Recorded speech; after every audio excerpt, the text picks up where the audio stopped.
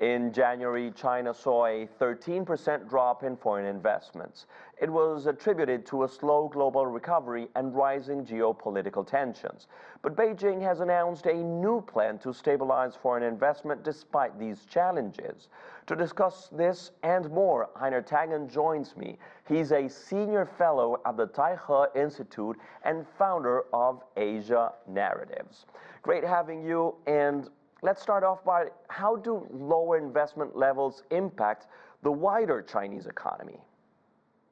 Well, obviously, every country is competing for foreign investment. China has this two-track policy where they want to develop their markets internally, create the conditions where there's more money spent on consumption, and that leads to more investment by foreign entities. Right now, it's a little low, but I can almost guarantee you that going forward, businesses have to look at markets and market opportunities. And right now, China is looking very good as opposed to the U.S. The U.S. market is up. China's market is up, but not as much.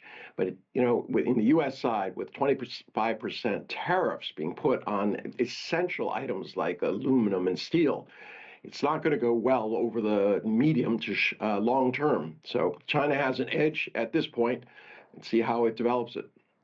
Einar, one sector that has been closely watched is real estate.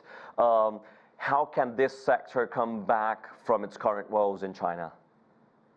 It's all about demand, but not increasing price. I mean, the Chinese government, they're charged with maintaining order. What they don't want are housing prices that are beyond the means of their people and become simply repositories of value, empty, sitting there, no use, because in essence, speculative values about the future of real estate as opposed to real economy putting that money to work.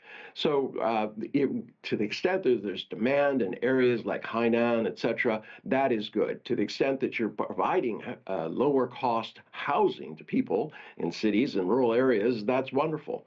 But, China is acting in the long-term interest rather than reacting to just market forces. And Xi Jinping spoke about the need for healthy and high-quality development of the country's private sector. What does this mean?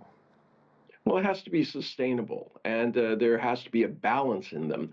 In the U.S. right now, you see the government reacting very violently to past policies, but it's not going anywhere. It becomes kind of like a seesaw.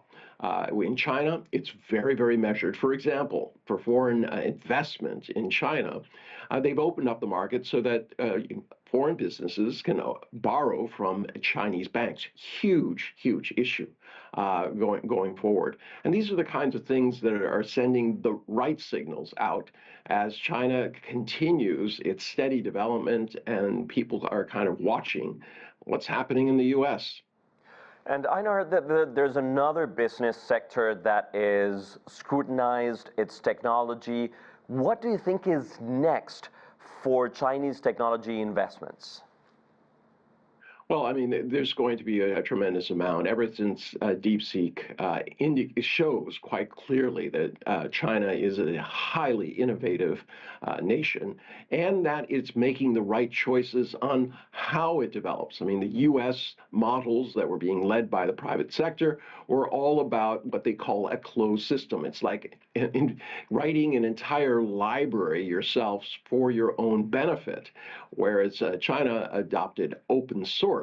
This is like using a shared library to build more applications. And obviously the market is reacting to that. It's a lot more efficient to use the open source method. And those are the types of innovations that investors are looking at. They want entities, countries that are interested in going forward, creating what can make money. Applications make money. Ideas, you have to develop them. Einar Tangen, thank you very much. Great having you.